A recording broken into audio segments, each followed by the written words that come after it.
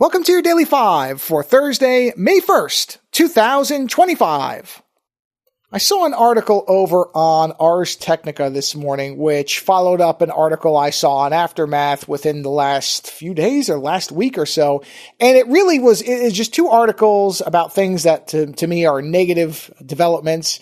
On the Nintendo side, they are closing a loophole. And I know some people are going to say, well, it was a loophole to begin with. They are closing this loophole in how people could share games through the Switch, which by no rational measure was actually costing them anything. They're just putting in roadblocks to make it tougher for people to do, because what I'm sure they're hoping is that people find it easier just to buy another copy of one of their games. I was already not enthused about the Switch 2 to begin with. I'm becoming less enthusiastic about it as I go. I honestly have gotten more enjoyment out of 30-year-old Nintendo games in recent years than I ever have out of any of their newer stuff. But then there was also an announcement last week or over the weekend, I don't remember. I think it had to be on Thursday or Friday because it was end of the week last week, I think, that Duolingo is now going to be outsourcing much of their language app functions to AI systems that I'm sure that eventually they will want to basically replace almost all their human workers, I'm sure, except for the people at the top. And honestly, Duolingo, like Nintendo for me, the shine has worn off. I still use it because I want to keep my practice of Italian up, but that app has gone so far downhill even before this that I cannot imagine that adding any of this is going to fix the fundamental problem with it, which is that it feels aimless.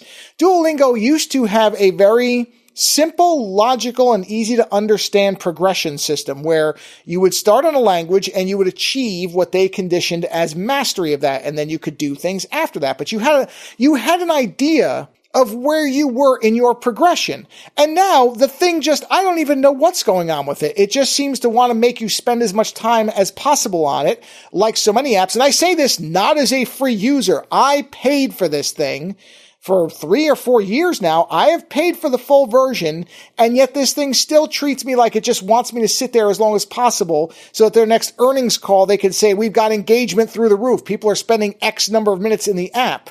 This thing with the leaderboards and giving you notices that you're no longer at the top of a leaderboard I didn't care about to begin with. So yeah, I'm done with paying for Duolingo. I'll find something else. And Nintendo too. Like I said, I wasn't really all that thrilled with what the Switch 2 seemed to be offering.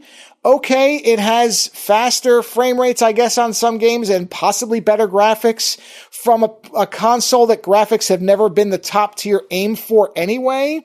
And now they're doing this thing. And it's only the beginning because Nintendo has been anti-consumer now for quite a while. They are not trying to actually keep people really engaged. They're just doing what everybody else is doing and maximizing profits. So don't get me wrong. They're certainly no different than a million other companies that exist on this planet. But there was a point where Nintendo at least seemed to have some degree of respect for their fan base and had some understanding. Again, not to the point where they were compromising how much money they were making, but they did seem to have this understanding that there is a back and forth among people, fans, and a company, and that if you nurture on one side, it will benefit you on the other side. And they seem to be losing at least some part of what that was. And again, it's small things today, but these small things add up. And it's not the first thing since the Switch 2 was announced. And on the Duolingo side, as I said, the app was basically at the bare edge of me wanting to keep it anyway. And now they're going to do this as if it's really going to improve again what wasn't a content problem, at least not for me. It was a direction of the app and an overall structure problem that has only gotten worse and worse and is now at a place where, like I said, I really couldn't gauge in any meaningful way in the app right now where I am in terms of command of the language compared to when I first started using the app.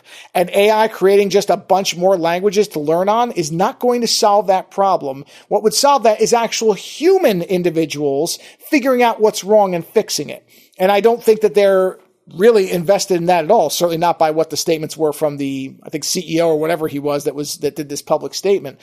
So you know what the end result of all this, the best part is, it's just saving me money. I'm not going to buy a Switch 2. Probably not going to buy that many new Nintendo games anytime soon.